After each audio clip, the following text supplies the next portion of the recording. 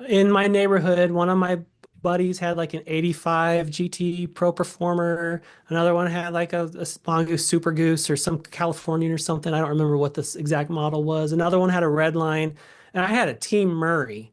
And my parents just didn't want to invest in a nicer bike. And mine was from Kmart or something. But anyway, my dad was on a business trip. And I convinced my mom to get me the Huffy Sigma. I don't know if you remember that, if you ever seen that with the white The one wheel with the covers. And disc wheels? Yeah. yeah. And so it was still like not, it's still a department store bike, but I felt like at least I'm like in the ballpark now. BMX Breakthrough is bridging the gap from old school to new school, from tracks to manufacturers, from new riders to their local tracks, and it doesn't stop at racing, but the mission is to connect people with bikes. Join me, Jay Oaks, as I interview key people in the sport and in the industry that are involved in their local circles, in their communities, at their local tracks, and aiming to make a difference on a local level. You'll hear stories, marketing tips, failures, successes, and a way to make a difference in your local BMX community. Let's dive in as we kick off this next episode. Well, Matt, let's dive in and talk about BMX. All And right, let's go. talk about BMX, talk about some nostalgic things, because that's what you are all about. And so let's talk about you. Okay. All Matt, who are you? Will you right. introduce So yourself? yeah, so I'm Matt. I just go by Matt. My family likes to keep, our rest of our stuff private. So I just go by Matt at the Nostalgic Neighborhood. And yeah, I've got a YouTube channel and an Instagram account. They focus on nostalgic things for a Gen Xer, like things that we loved back in the 80s, with an emphasis on skateboarding and BMX. And I think on my channel, my audience, BMX gets the most engagement. Skateboarding is pretty close, but yeah, I don't know. I just do a lot with bikes these days, and that's kind of where I'm at. That's awesome. You've got a variation of the Sesame Street logo, so the Yeah. nostalgic neighborhood for hmm those that haven't seen it.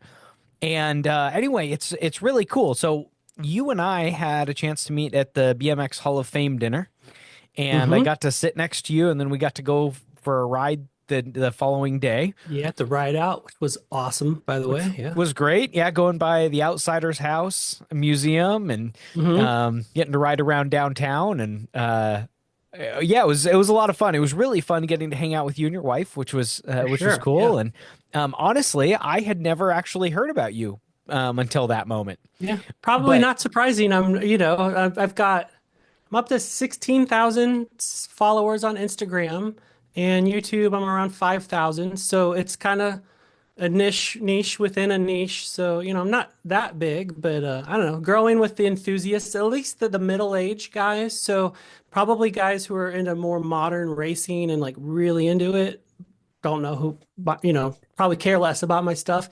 But the guys who are older, who grew up riding bikes in the 80s and our lives centered around bikes and skateboards, and as they get older, having nostalgia and want to like revisit some of that stuff, I think that's usually how people find me.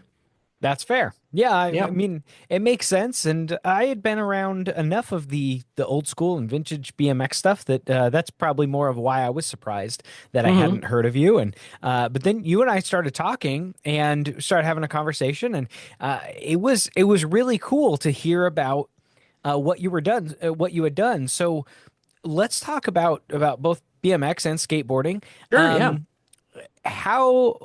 Where did that start for you? I'm assuming Uh, back when you were a kid. yeah, as a kid, yeah. I mean, I just turned 50 in September, so I'm a typical, middle of the road Gen Xer. Obviously, started riding big wheels in the late 70s and then graduated up to a bike, in the early 80s. And I don't know, I just always think if you've seen the Stranger Things in one of the earlier episodes when the kid goes missing and the policeman's like talking about he wouldn't leave his bike, bikes, it's like the Cadillac, like they're he'd never leave. It's like that resonated with me, and that was like my generation, is that our lives revolved around our bikes. It was like an extension of us. And so I just grew up riding bikes like nonstop. Like that's really all we did as kids. It was, around the house at first, but then that was our first sense of kind of getting a little bit of freedom to venture away from the house further down the block. And then as we got older, it was how we went on adventures. We went out on trips like exploring out in the woods, or we had an old abandoned lot and we'd make like dirt jumps and tracks and stuff. We'd race and yeah, we just bikes was it. Like same deal. Like the other meme that you see is about like back when we were kids, if you wanted to know where your friends were, you just rode up and down the street till you saw a pile of bikes out in front of somebody's house. And when you saw that, that's where the crew was. They were probably inside playing Atari or watching, G.I. Joe cartoons or something like that. But yeah, we loved bikes. So that's, I just kind of, like I said, I got into bikes as a kid and just rode them. I was never into BMX racing, like formally. We didn't have a track or anything in my area. As I got a little bit older, freestyle got really popular. And so we all got freestyle bikes, and I rode that quite a bit till, I don't know, around 87 or so. And then somehow most of us switched over to skateboarding. So it's kind of an interesting, like, because I remember you in your conversation, the first one you had with Bob Osborne this past summer. You guys were talking about a little bit about the death of BMX, not death, but the decline in the late 80s and the impact of video games and stuff. And for me and my crew, we moved from bikes to skateboards. So it was like the skateboarding in the 87, 88 got really, really popular. So if you were in middle school or high school in 87, like that was like the thing to do. And bikes, it's not that they were uncool, but people just didn't do it anymore. So, or not as popular. So I got into skateboarding heavily. And so I never quit skateboarding ever since. Maybe like a year or two, I'll take a break or whatever, but I've always skated. And then I got back into bikes in college, mountain biking. I rode a mountain bike probably every day almost for like 5 years. And then when I graduated, where we moved to, there was no trails. And then I just didn't ride bikes for a long time until maybe 5, 6 years ago. And then I started getting back into bikes. That's So awesome. anyway, that's how I got into bikes. I started with big wheels. That's really cool. Yeah. Okay. So we talked a little bit. So where are you from? Where did you grow up at? I grew up in the suburbs of St. Louis till middle school. Then we moved to Virginia, and I lived there for a couple of years, then Chicago, and then back to St. Louis for my last year of high school. So I did most of my Okay. skateboarding in Virginia. Okay. Awesome. Yeah, that's cool. It is really neat the way that the sport was national, right? Is on a level where everybody has these stories, and although Hmm. people grew up in their pockets of the country, and even pockets of the world, because I did an interview with Dom Phipps, who Uh-huh. was talking about UK, yeah. BMX, um, and so you look at the different pockets, and although you weren't racing, you still had a very, very Hmm. similar childhood. You It got to is a follow the very magazines. universal experience. It's kind of mind-blowing. So I like to do nostalgic stories of like reconnecting. So right when we were young and you're 13 or 14 or whatever, riding a bike, you had your whole life in front of you. Like you were still hopeful and optimistic. You didn't know what you were going to do, but you're right. There's just good vibes, right? You didn't have stress and, jobs and family that have to, take care of and stuff. And yeah, that sense of adventure. And so like what I like to do is try to reconnect with that mind frame as an adult and help like for me it's a huge stress reliever and it's fun, but it's like I don't know, it just kind of keeps me young at heart. And so my content, I try to re-tap into those feelings and experiences we had as a kid, but relive them through an adult kind of perspective.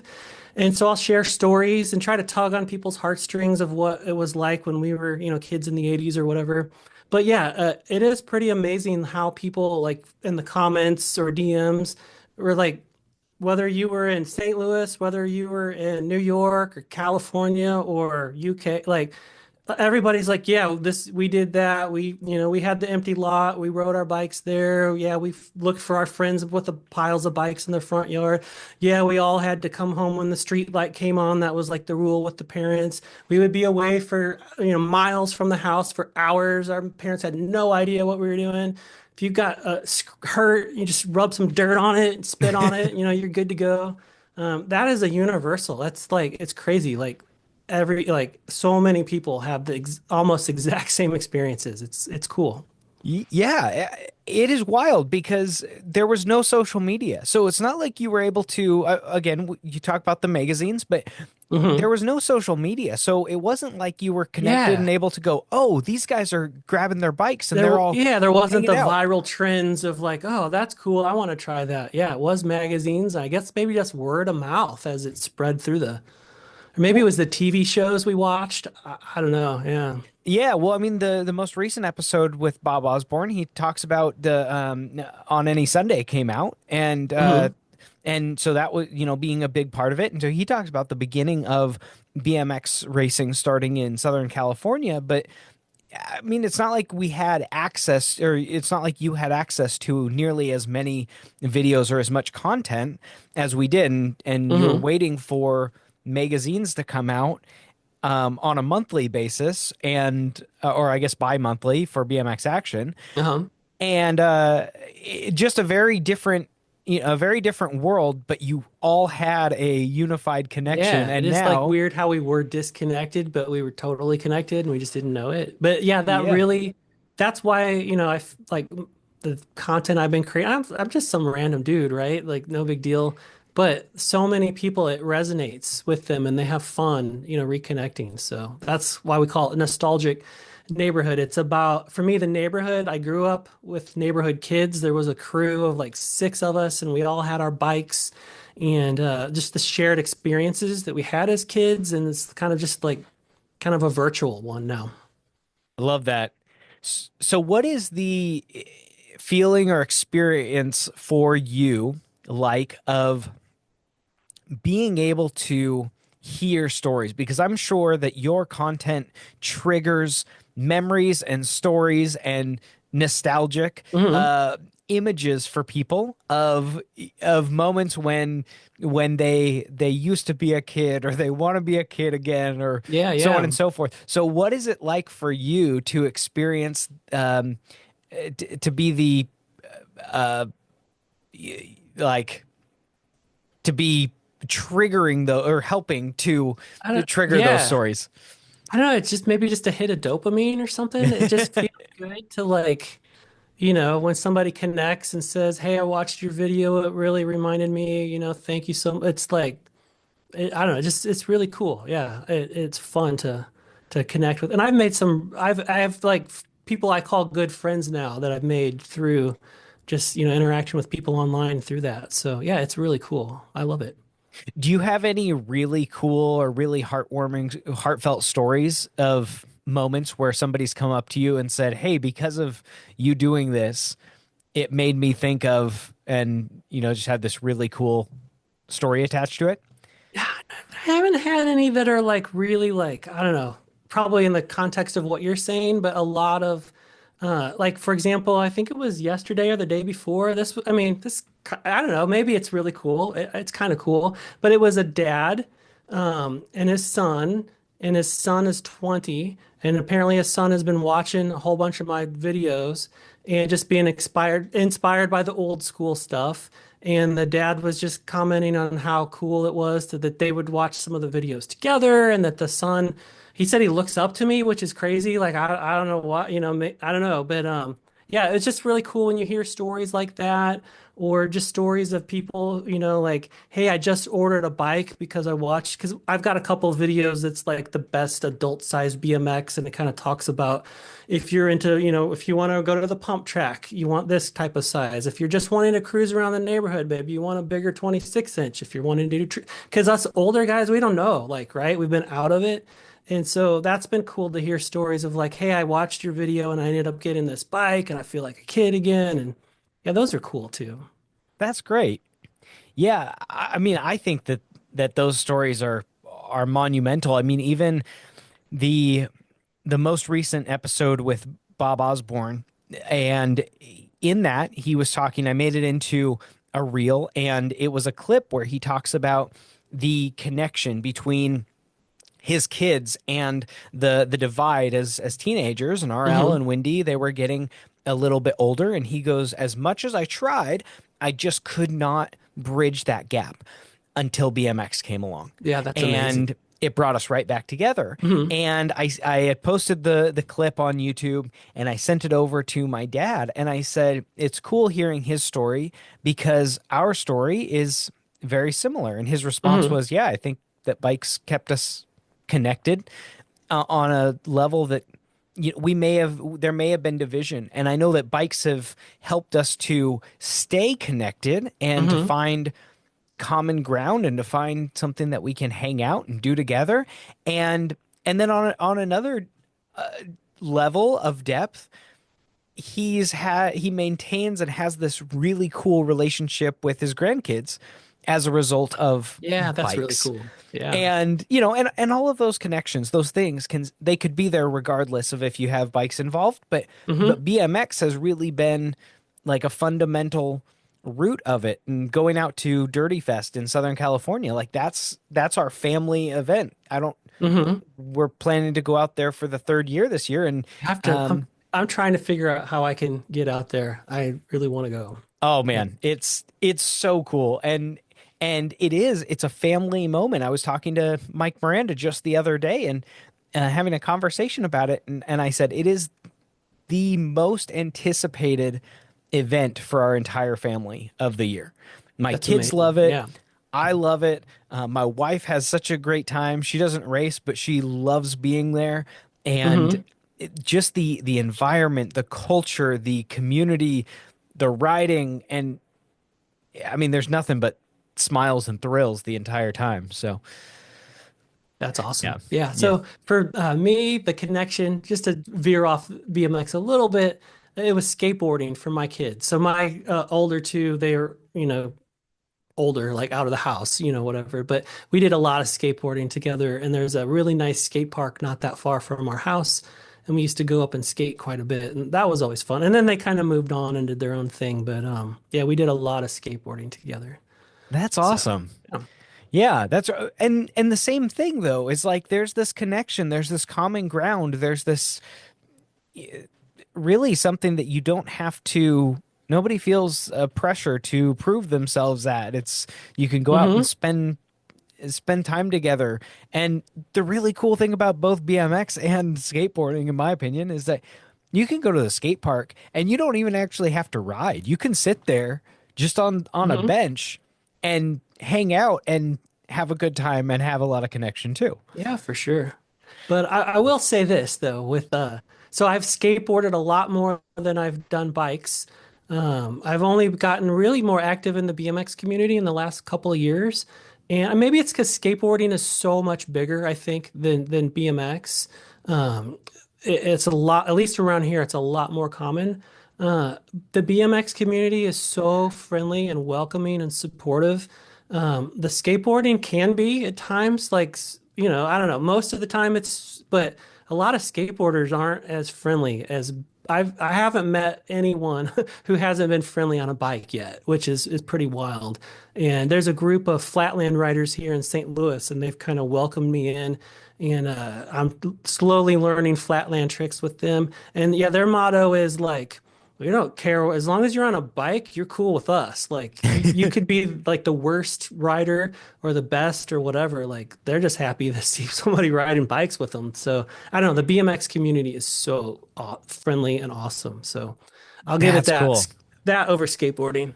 Of course, I mean there's tons of cool skaters, but across the board, I think BMX is more welcoming.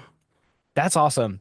So the speaking to the flatland scene in St. Louis, somebody gave me or gave my kids stickers at Uh-huh. the Hall of Fame event, and Okay. it was the black sticker with That the white and red letters.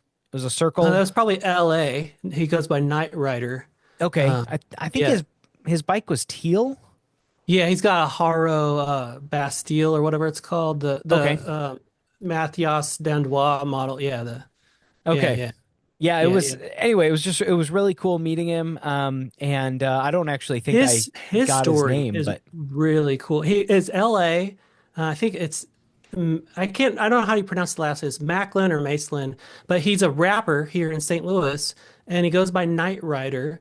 And he got into BMX flatland this past spring. Hadn't really ridden a bike before, and I don't know how he got connected, but there's this, like I said, a group of flatland riders, and the group is kind of headed up, but like this guy, his name's Peeps, but they go by Agro Designs, and they had the Agro Jam, which was a flatland jam here in St. Louis. And so this guy, LA, decides he's going to show up and I guess make a music video there or whatever. And he gets totally just blown away and hooked.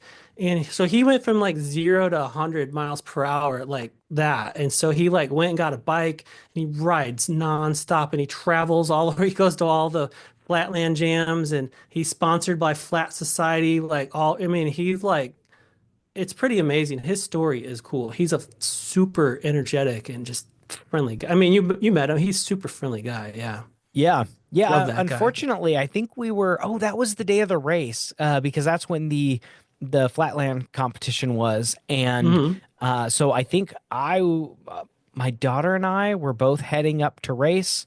And I think my son was probably racing Hmm. too. And so he handed us the stickers, and I didn't have a chance to get to talk to him hardly at all. But he came up Yeah, and just yeah. wanted to give the kids stickers. But yeah, it That's sounds like awesome. I Yeah, missed he's out a on a great super or rad a great dude. conversation.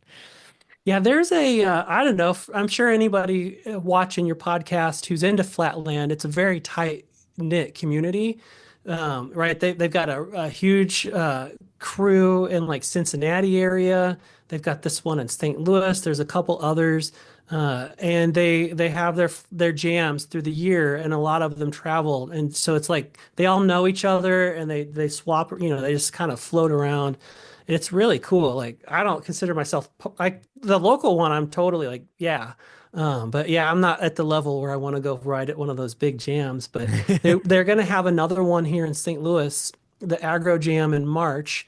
And that was how I met these guys they had. I'm like, oh, that's cool. I'm going to go up and make a YouTube video about it. And I did. And they were super friendly. But yeah, they had riders from like 11 states come into St. Louis. And this year it's going to be even bigger. So if That's really anybody's cool. in the Missouri or Midwest area, the Agro Jam in March in St. Louis, yeah.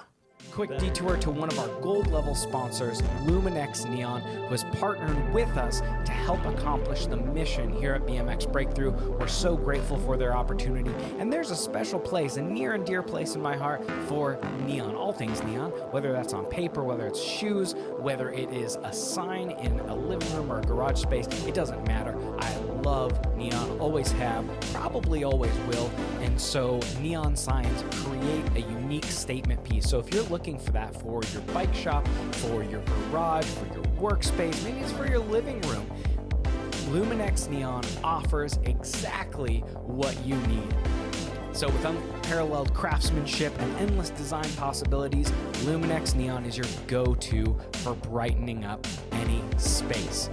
You can follow the link in the description and use our promo code BMX Breakthrough 10 in order to get 10% off of your order and to explore everything that Luminex Neon has to offer. That's awesome. Okay, so I want to ask you about content because Hmm. your content is phenomenal.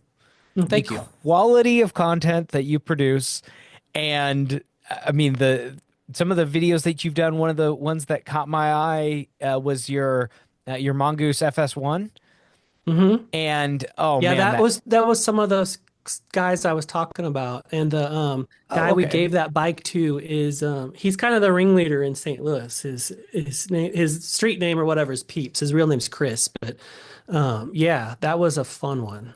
I don't that know was a if cool yeah. video.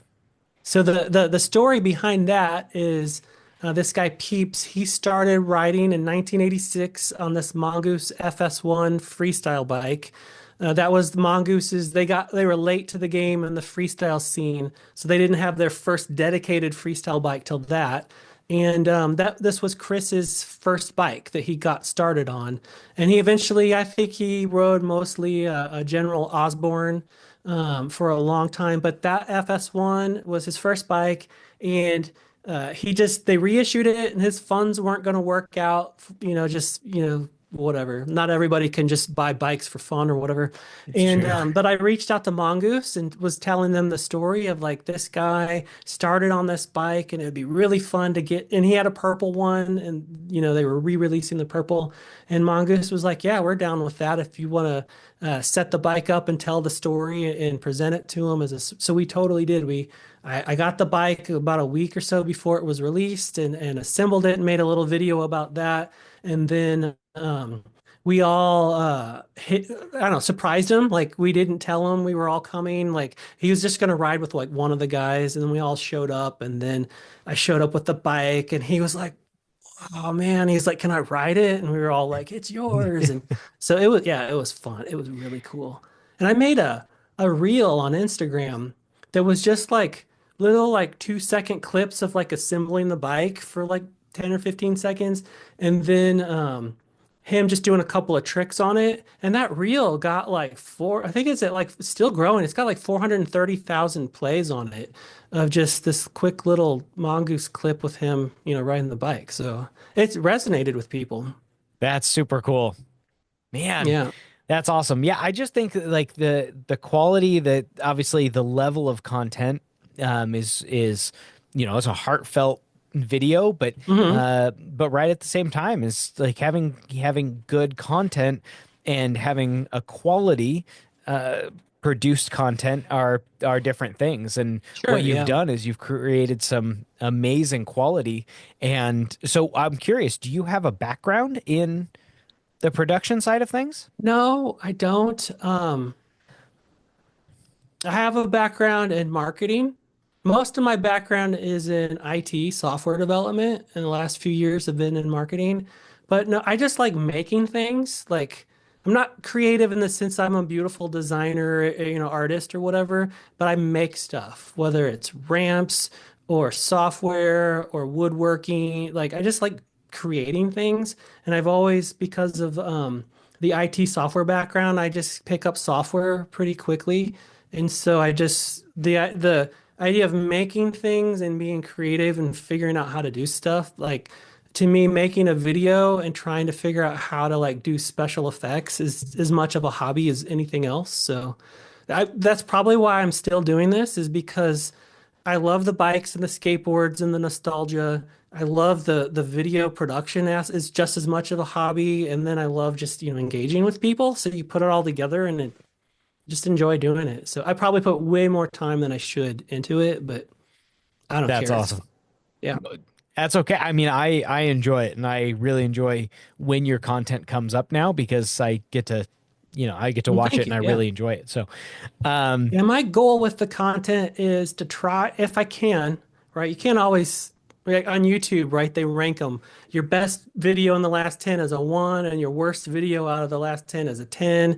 And you want the 1 out of 1 every time, but they can't always be ones. But when I can, I try to tell a story. Like, I want to connect with like the nostalgia of how we felt as kids, or just kind of, just something to feel something and tell a story. There's a lot of people who will create YouTube videos like of bikes and stuff.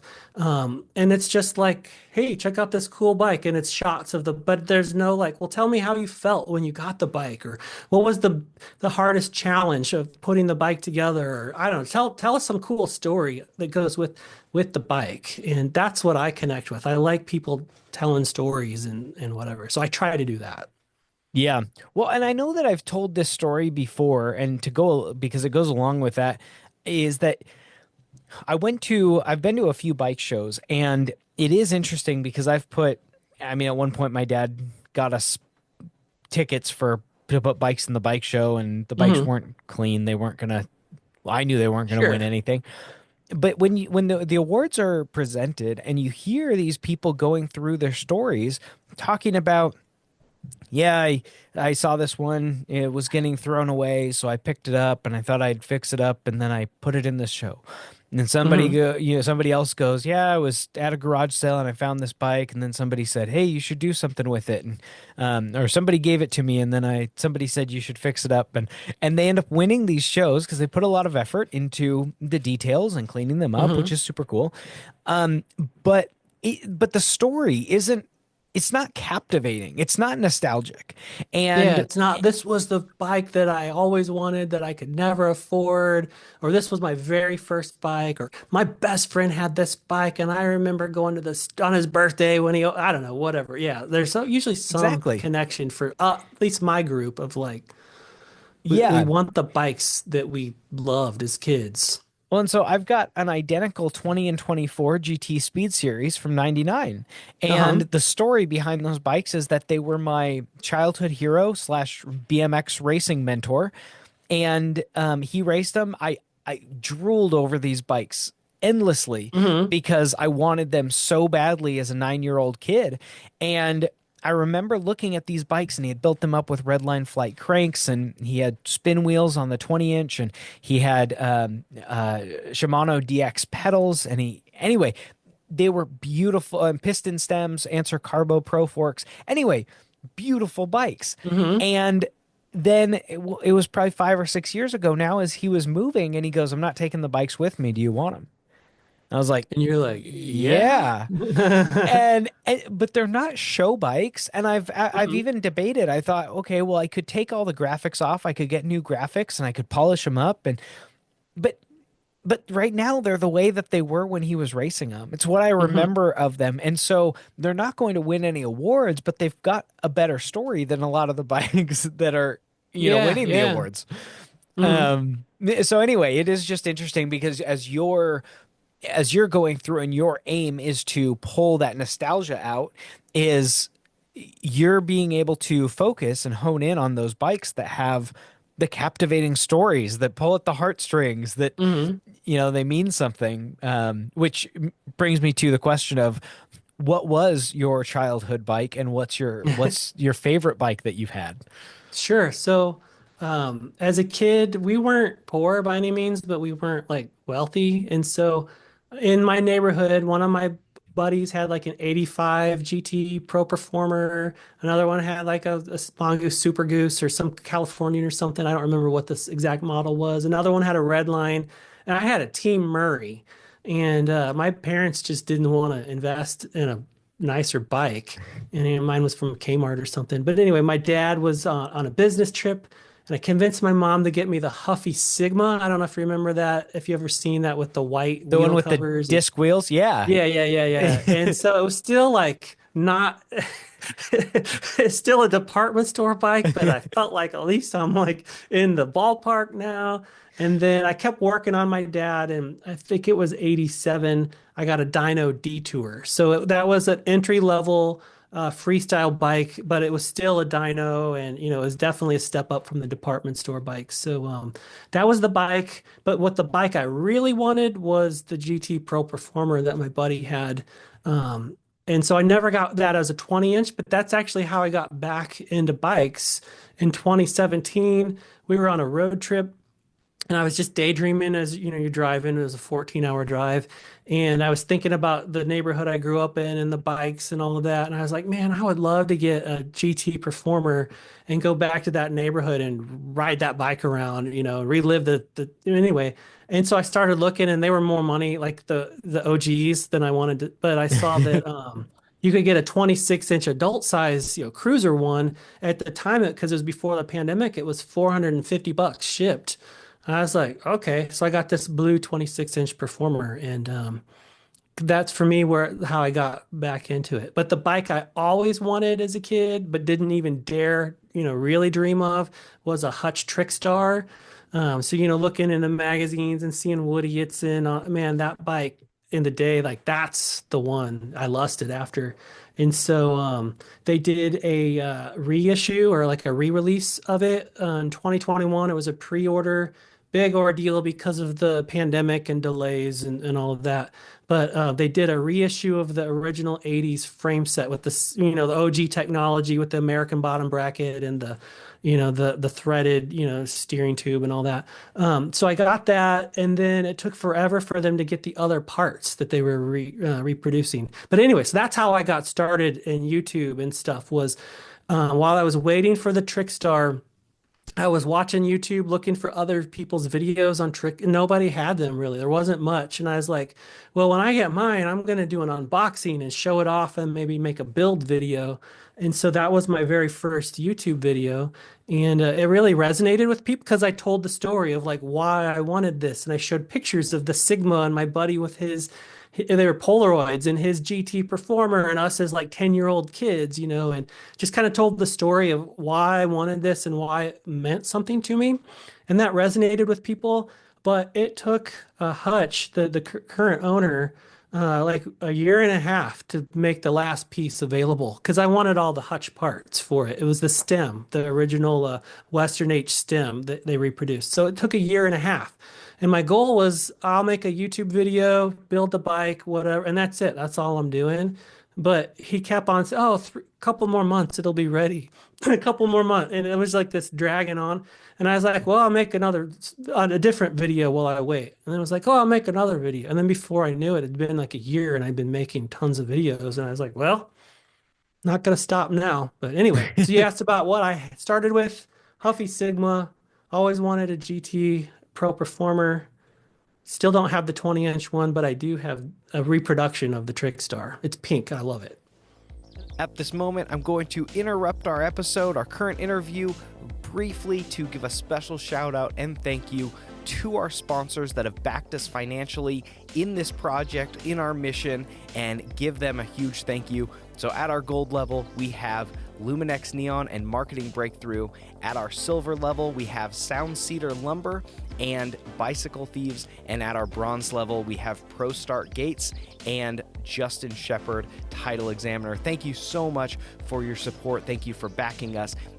If you are looking for help with any project that you're working on, if you're looking for some cool things to do, go ahead and check out the links to their websites in our description and go ahead and visit them, show them some love. We are so appreciative for their support. And if you are interested in getting involved in a local track, helping out, or sponsoring a local track, sponsoring the BMX Breakthrough project as a whole, please reach out at j@bmxbreakthrough.com. You can also go to our website and find out some of the needs of tracks and some of the things that we are working on at bmxbreakthrough.com. Once again, thank you so much for your support. Let's dive back into this conversation. And I'd That's get awesome. comments because the reels for the Trickstar have gone pretty, not I wouldn't say viral, but probably 100,000 plays or something. And I'll get comments like, "Your dream bike is a pink bike?" Like, really? That people say that, and I tried saying like, well, it was an 80s thing, you had to be there, and they just don't get it. It's like whatever. So now I So just say if they is it say, people? "Why is a pink bike your dream bike?" I'll just write it. It was a Jeep thing. Yeah. Is But it? yeah, 80s pink and fluorescent was really popular, both skateboarding and, Tony Hawk wore a pink helmet, and Hollywood Yeah. Mike Miranda rode a pink, Hutch Hollywood bike, and, lavender bikes were cool and baby blue, and I don't know, just what we resonated with. I Interesting. miss that Is it just modern people that? bikes. Go ahead. Oh, is it just people that don't know Yeah, it's that people don't who know don't know. Hutch? Like, if Okay. you get lucky on Instagram with the algorithm and you make something that's like got a good hook and it's engaging, you'll get people who aren't BMX enthusiasts who will watch. And then those people will be like, "What in the heck? Like, why?" And then they'll start. But it's funny because then other people will join in and be like, "Dude, yeah, pink bikes are it can be real interesting." But yeah, some people are jerks. Most people are cool. Yeah. Yeah, yeah. So there are definitely those armchair quarterbacks that need something to talk about. They Yeah. need something to complain about, For and if you sure. happen to be the video that shows up and you get to be Yeah. the Occasionally, even like I said, most of the time the BMX community is so friendly, but some of them are purists and they get mad.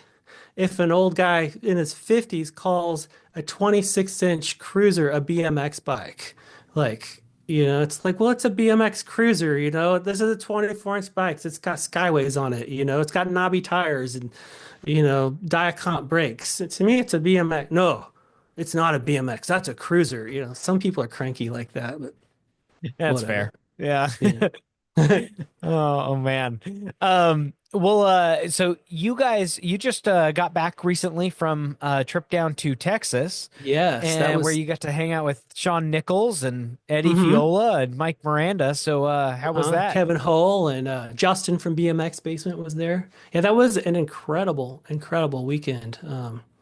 Yeah, so for I guess those who didn't know, there's a pizza place in Bernie, Texas, that the owner of it is a huge 80s nostalgia, bless you, 80s nostalgia fan, and it's crazy like what he has, like life-size like DeLorean hanging out of the wall from Back to the Future. He's got like life-size I don't know, just all these like wax characters of the movie. It's crazy, all the cool stuff. But anyway, he had a rad movie display with replicas of Crew Jones and Christian Hollings, the main actors in Rad.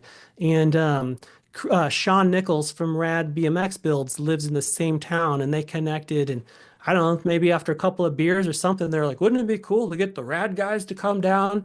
And so they did it relatively late notice. So yeah, they had Hollywood, Eddie Fiola, and Kevin Hull, who was a GT rider, and the three of them came down with Bill Allen, the Crew Jones. And I know that a couple other people wanted to come, but just the timing didn't work. But they had an event where I don't know, just meet them, hang out, eat pizza. They had the red carpet, and everybody got posters signed. I don't know, it's just a lot of fun. But I went down for the weekend to visit with Sean and Justin, and we ended up spending, I don't know, a couple of days with the Brad guys. So I ended up I didn't have a car. And Eddie Fiola let me tag along. They drove me from the airport to we were staying in the same hotel. And then the next day I was the third wheel with Mike, Hollywood and Kevin Hull, and they're all just so friendly. And man, I got schooled on so much BMX history, and yeah, just good times. All of those guys are super friendly, like just the most down to earth. Yeah, you just meet them 5 minutes and you're just, I don't know, it's crazy. Yeah, it was amazing. That's BMX cool. heaven for, we were pinching ourselves the whole weekend. It was fun. That's pretty awesome. So you said you got schooled on BMX history. So I'm curious, when you stepped away from bikes and got onto a skateboard, did you to some extent disconnect from BMX, and did you miss out on a lot of what was happening at that time? Yeah, yeah, I didn't pay it. Once I got a skateboard and I got really into skateboarding, my bike was just transportation to the other side of the town or whatever, where there was a skate spot or whatever, and I didn't pay any attention to BMX. But even then, I enjoyed freestyle bikes, that aspect, and my buddies, we didn't really like read the magazines. Well, who won this race? Who was the number one rider of the year or whatever for race? And so I didn't pay that much attention to race back then. But yeah, hanging out with those guys. I forget what his name was because I hadn't met him before. It was like his brother is in I forget whatever the equivalent of like the ABA or whatever. His name was like RA, maybe? Does that sound? He's from Texas. He was an 80s writer, and they all like hadn't seen him in a while, and they were catching up. But Okay. they were, I forget what his name was. It was like, it I was don't an know. acronym, like RA, and his brother was BA or something like that. His dad Oh, owned oh, so B.A. Anderson. B.A. Anderson. So I think he has a brother, R.A., maybe, who raced Yeah. as well. And so R.A. was there.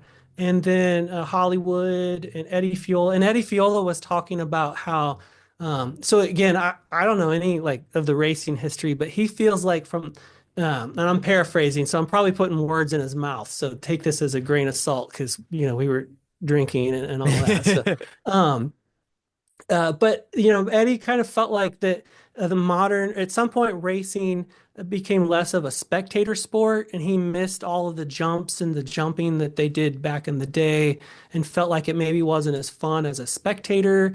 And they were talking about some of the changes between some of the rules and the way tracks are set up. And I was asking some, anyway, they were just, it was like for them, like reminiscing, like the way the things, it wasn't like cranky old guys who were like, it's not good anymore, but it was like them remembering things the way it was when they loved it and comparing it to the way it is now. And it was just, I don't know, it was pretty eye-opening just to hear their stories. And Yeah, it's cool. Yeah.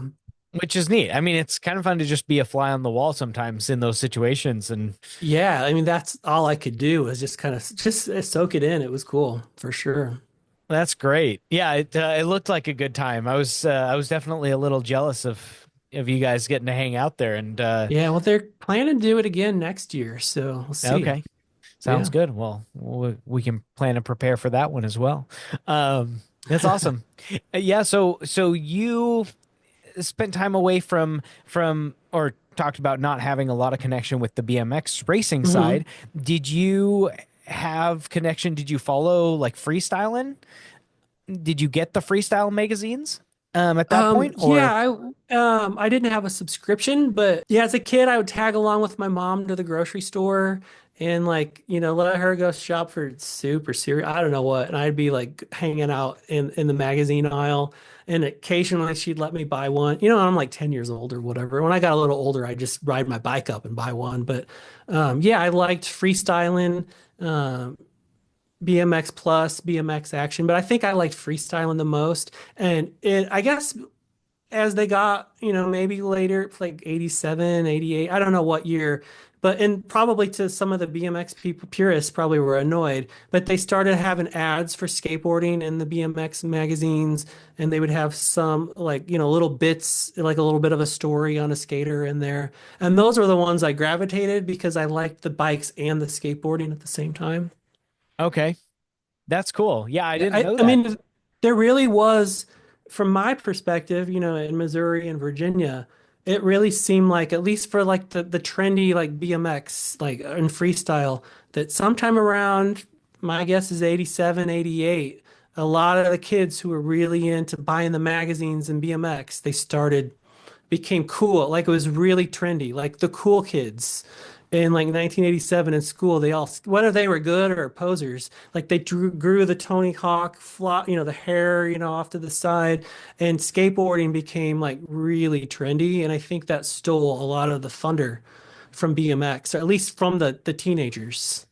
That's cool. And so, yeah, and I guess Yeah. that kind of evolved in the BMX magazines. So, Yeah, no, that's cool to hear the perspective and the story of again talking about geographic location in the country mhm. and and obviously I can't speak to I wasn't there at that moment but like uh it had that shift and in Southern California I think continued to grow but racing was more of Mhm. a thing out that way and so yeah, you just had the different cultural pockets where the shifts happened and things moved over to Yeah, yeah. skateboarding and to BMX. And and like I said, there's these group of guys here in St. Louis who were riding, I think they started in like 86, 87, and they were like in it to win it. Like, I mean, they were good, like going to contests and stuff. And they rode bikes until probably the mid 90s, until they were older, like 20 years old or something, and then it's like, oh, I'm going off to college or whatever. But yeah, I know there are pockets in the area where they stayed on bikes, but at least I remember skateboarding became really trendy, and it was like if you wanted to, fit in or you wanted to be part of the cool crowd, like and then it was like around, I don't know, 89, 90, then skateboarding wasn't cool anymore. And if you did it, you were a loser. And I just loved skating and I never quit. So I went from being in the cool crowd to the loser crowd. I didn't do anything different. Almost overnight. Yeah, exactly. Yeah. That's how trends work. Yeah. So I was curious, both in skateboarding and in BMX, do you remember, because obviously you focus on the nostalgia of it all, was there an iconic, either for you, photo or trick or something that like captured all of your attention, both in BMX and in skating? Um, in BMX, there's a famous picture of Mike Dominguez on a trick star, and I can't remember if he was at Pipeline. He might have is either Pipeline Skate Park at Upland Pipeline, or maybe I don't think it might have been Del Mar. But there's this like I don't know, he's just like tweaked up in the air, and that one always stood out to me. And then, skateboarding, there were just so many, like, I don't know, just flip through the magazines, but probably of like Christian Hosoi doing a Christ Air or Rocket Air, like really, just way up there. I don't know. Yeah. Okay. Yeah, Yeah, that's but some of those Mike Dominguez pictures from the mid 80s are just insane. Like that guy was crazy, crazy good. yeah. Yeah, his style, watching different photo or looking through different photos and seeing different people and the things that relate or that click for people or that are inspirational or whatever that moment Yeah. is. Oh, here another one is and this is a funny story because I went to Buckeye Bike Show in Dayton this Okay. last, I guess, end of May, June. That was so much fun. And my wife went and she had a blast. We're totally going again this coming June. But I was chatting with Chris Wong, if you know him. He was a I old know school of writer. him. And he was at Tulsa down there. But I was chatting with Chris, and we were talking about how Skyway is reproducing the Street Beat, which was a freestyle bike from like I don't know 86 through 88 or 89, something like somewhere around that sweet era. And they were reproducing it. They released it in the Australia and UK, and the American version, the Planet BMX, they didn't like the size of the fork dropouts or something, and they were kind of holding out. But anyway, we're chatting around this story, and I loved the Street Beat. Like that was one of the other ones I lusted after flipping through the magazines. It was just a super sick bike. And so there was a BMX freestyler, Scotty Freeman, and there's a photo because he was like closer to my age, so I could relate to him, because he was a teenager, and he's doing a boomerang on, around. And it's a photo capturing him like halfway, and I always, I don't know, I just loved that photo, and I love the idea of like a younger kid, like, And so I'm chatting with Chris Wong, we're both, and I was like, yeah, I don't know if they're gonna do. He's like, Scott Freeman's right there. You should go ask him. I'm like, and it was like literally like we're talking about Scott Freeman, and he's like 3 feet away. That was weird, but yeah, That's wild. I Yeah, love that Skyway ad with him in it for sure. that's cool. Yeah, one of those surreal moments where like it just I mean surreal doesn't feel real. Yeah, yeah, because Um he was there, but he I think it's mountain bikes. Like he doesn't engage in freestyle. Like he doesn't ride freestyle bikes anymore or whatever. I think he still rides maybe mountain bikes or something. But yeah, apparently it was pretty unique for him to show up and engage with the free. Maybe he engages more, but I think he really? doesn't ride freestyle BMX anymore. Okay. Interesting. Yeah, I didn't know that. Yeah. Um, that's pretty cool though. Cool that you got to spend some time with him and get to talk to him, and that's Yeah, awesome. that was a great event. That was where we met Mike Miranda and also Eddie Fiola there.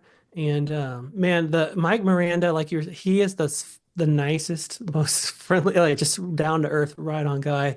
And before that show, so he was there for the Dayton show. He was like the highlighting, like they bring one former pro every year. So this year it's going to be Ron Wilkerson. I think it was like the year before. I mean, it was Mike Miranda. I think the previous year was Stu Thompson, and then before that they had R.L. Osborne, and Eddie Fiola was there last year too. And anyway, so they partnered with Hutch to make a 26-inch version of the Hollywood Hutch Hollywood bike frame set. And I was like, ooh, I kind of want that. And I was like, oh, if I could buy the frame set and then Actually, I think you saw it because my wife was riding it at Tulsa. And I was like, if I get that, then I could get Hollywood to sign it and whatever. And then, so I did. So I built the bike up. And then I realized Eddie Fiola was going to be there. And I was like, well, now I got to bring the 26-inch GT Performer because I want to get Eddie to sign that one. And my wife was going to, at the ride out, just ride her like hybrid mountain bike that she's had for like 30 years. And I was like, no, you got to ride this lavender. She's like, I don't want to ride that bike. And then so I was like, just ride around the neighborhood. And she got on it. And within like 10 minutes, she's like, this feels like the bike I had as a kid. And she's like, no hand, and you're just loving it. Anyway, at the ride out, she was riding it, and Hollywood rides right up next to her. And he's like, you win. He was like just giving her all this attention because she had the lavender Hollywood. And so that bike is hers now. But yeah, crazy. It is so cool in the BMX community how accessible your childhood hero, like the kids, the guys that you flipped through in the magazine or that you had hanging up on your wall. It's crazy.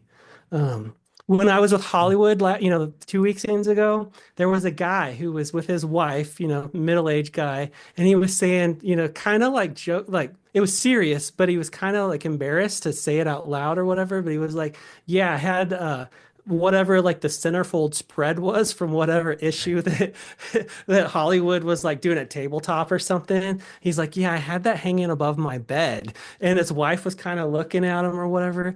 And Mike was like, hold on.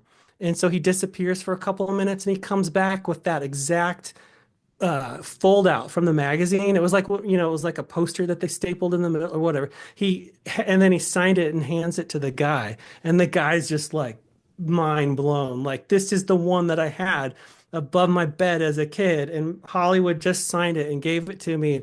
And then there were some jokes made about now he's gonna have to hang it above his bed now, and what's the wife gonna say and all that. But yeah, it was crazy. It was cool.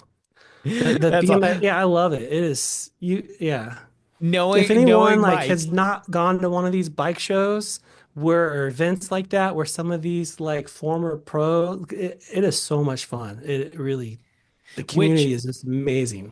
which I'm gonna challenge you and say that you definitely need to go to Dirty Fest, I because it's like all of these bike shows times 1,000. Yeah, no, I have to figure it out. It's going to be expensive, and this last trip was expensive, and yeah, I don't know. I might be able to figure it out, but Yeah, it is wild. It's an unreal experience. I mean, just some of the stories, the moments, the fun that come hmm from it, and the conversations, and like you said, like these people are accessible. These people that were superheroes and superstars in the magazines, and they're accessible and they're just there. And and a lot of it is really before my generation to some hmm extent, but it has deepened my appreciation for where BMX came from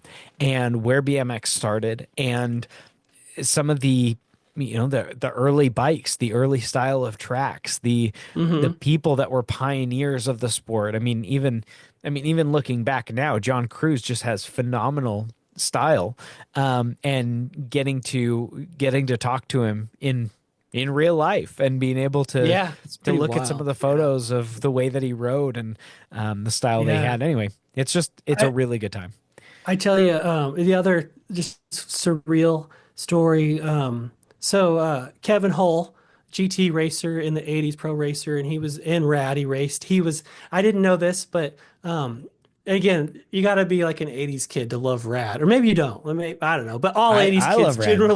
generally loved it. And so there was what was it, Bart Taylor, he was the nemesis or what, and then he had the Reynolds twins like Rex and Rod or whatever. And at the end, they take one of the, I think I can't remember if it was Bart or takes out one of the twins like on the jump, and he knocks him out of the air or whatever. And Kevin, that was Kevin. He said he got like extra $50 or something like that for the stunt of getting knocked out of the air. But anyway, when we were there, he had, those old well, maybe you don't. Like my mom had photo albums as a kid with that sticky film. He had Yeah. a whole photo album of his time. He was there for like 2 or 3 weeks up in out, Canada, wherever they were filming, of just all these behind the scenes photos that he took while he was up there for 2 weeks with all of the riders. And we were just sitting there. I mean, it was so cool. It's very surreal. And he was just as nonchalant like him. It was just like, yeah, it was fun, whatever. Yeah, we did this. And, but to us sitting around, I was like, this was like the Holy Grail. Like, I can't believe we're looking in history here. That was awesome. And That is again, super these cool. guys are just so friendly. Like, I don't know. I mean, there's some pretty rad, friendly skateboarders too, but I gotta feel like per capita, the BMX guys are the friendliest. That's awesome. Yeah, I grew up without without any skating. I decided to get a skateboard. What was it? 3 years ago now. Hmm. Well, yeah, maybe it was 22, I guess. So 2 years ago. And I built it up and I've longboarded, but I never got into skateboarding. I learned how to drop in, I think in like fourth grade on a four Uh-huh. foot quarter pipe and at our skate park and stuff. But I never learned how to carve. To this day I can't drop in consistently. But yeah, I was 31 and I got on a skateboard and I built it up and then we went to the skate park. We were hanging out at a friend's house in Dillon, Montana, and there's a skate park that Tony Hawk was a part of building Hmm. in the small town. And anyway, so I go out and it's basically it's a big S and it goes through a full pipe. And so anyway, I go down through the skate park or through the snake and go through the full pipe, and I gained a little bit too much speed. I leaned back because I'm used to longboarding or Uh-huh. snowboarding, and a skateboard just shot out from underneath me. I landed on my elbow, and immediately I thought, why would I learn a new sport at 30 years old? Like, I mean, this is the stuff Yeah. that people warn you about. And yet I continued Yeah. to go forward with it. And so anyway, after that, I got some pads, which was a great investment on my Hmm. part. But I'm still not a competent skater. Yeah. Well, I'm like that on a bike. I rode mountain bikes a lot. So I have good like just handling skills and jumps and whatnot.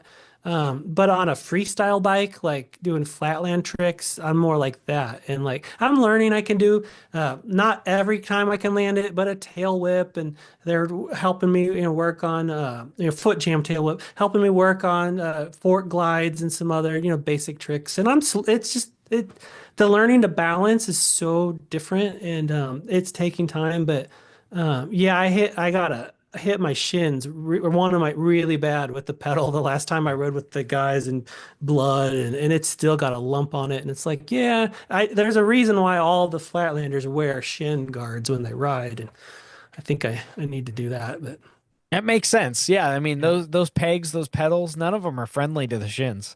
No, even the flat ones that don't have the little pegs in them still hurt. Yeah. Yeah. Yeah, I mean that's kind of the trade-off is I really enjoy going with the old school bear trap pedals. Oh, And I'm a big fan of those and every time that people see them they go, "Ooh, I don't want those to touch my shin." And I just feel yeah. like the trade-off is like the more that they're going to hurt on the shin, the less likely they are to come unglued from your foot. Uh-huh. And but I mean because simultaneously the ones that are, if they're flat, if they don't have big pins in them, then they're still gonna hurt. They just might not Yeah. tear you up as They much. might shred your skin. Yeah. Yeah. On that Trickstar, so Hutch bear trap pedals are like the famous, ones from the 80s. And the freestyle, so the race ones were very sharp points on, every, point on the cage. And they had a freestyle ones where the point was flattened off. So they go up and then, but they did not re-release. And if you want like OG ones, it's like $1,000 for an old set of pedals or whatever. So I was like, well, this bike's more for show than, I'm gonna get these Hutch Bear Trap race pedals and it'll be fine.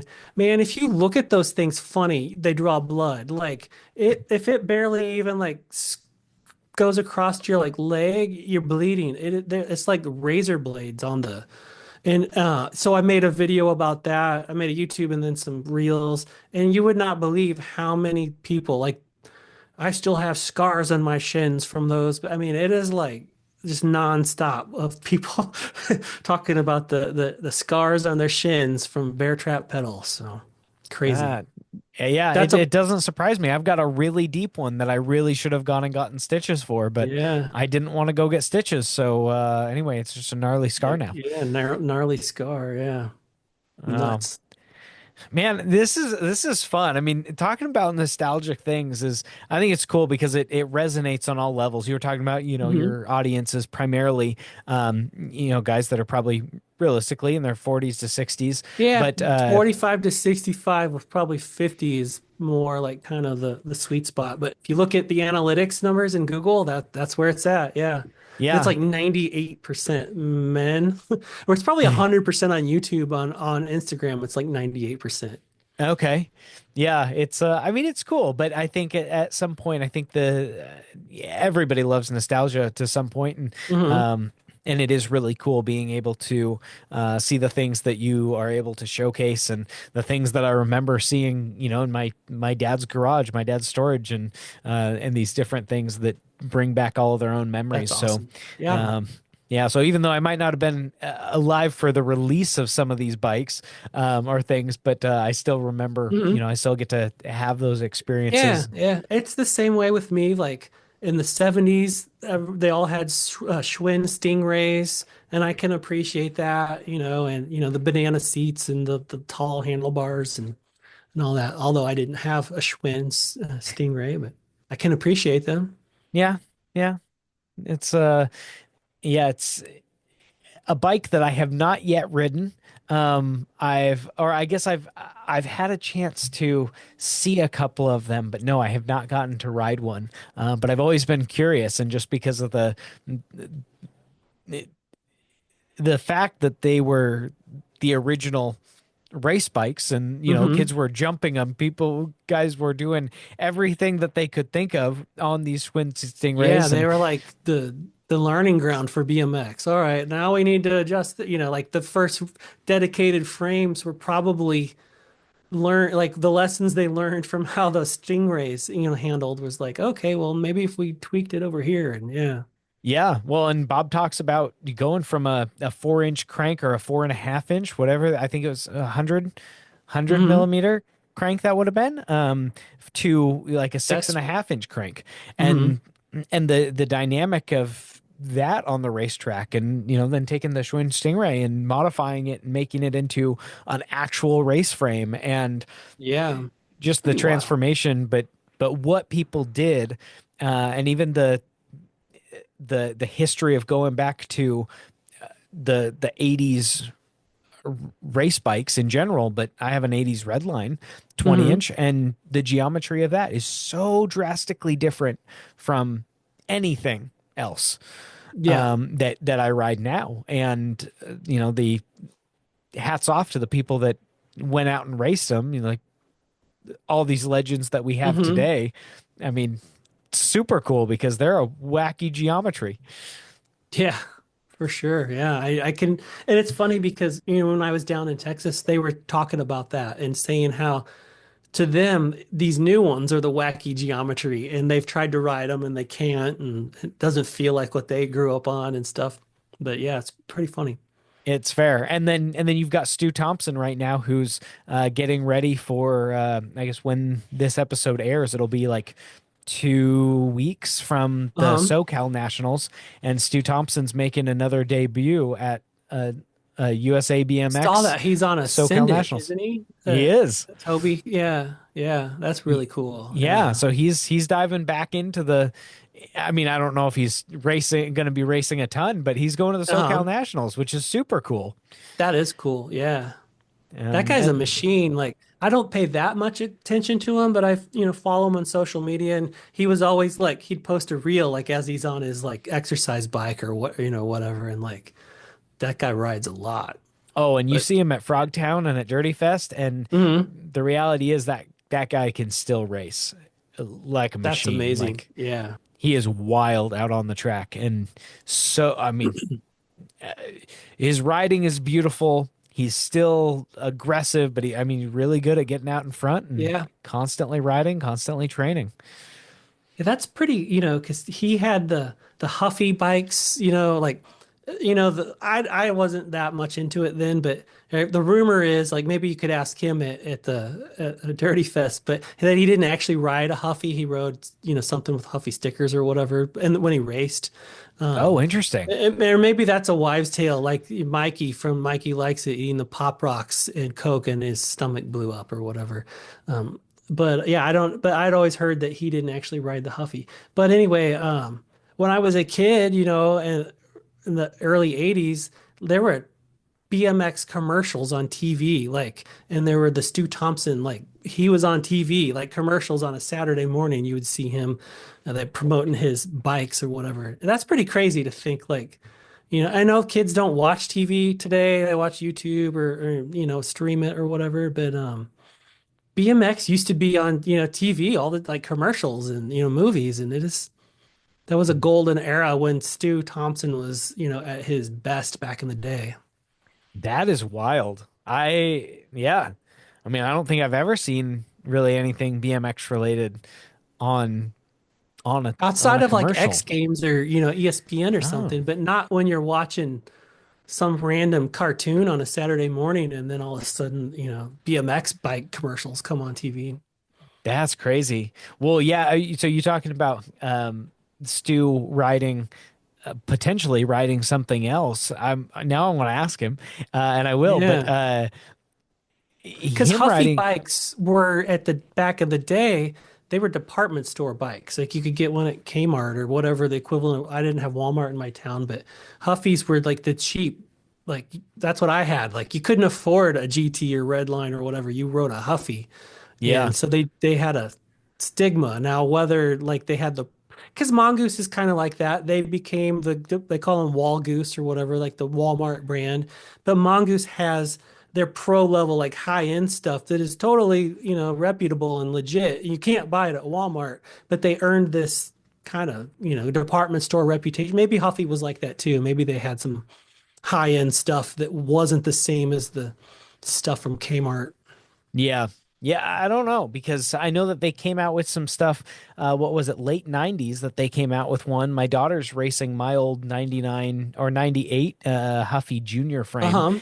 When they came out with like the Primus. And just a couple weeks ago, I found Huffy Enigma from that same year. Oh, wow. Huh. And or from that same generation. It was I don't know, 97 or 98. And I grabbed it because I had the Junior as a kid and now my daughter's racing it. And so I thought, well, I'll grab That's the awesome. Enigma.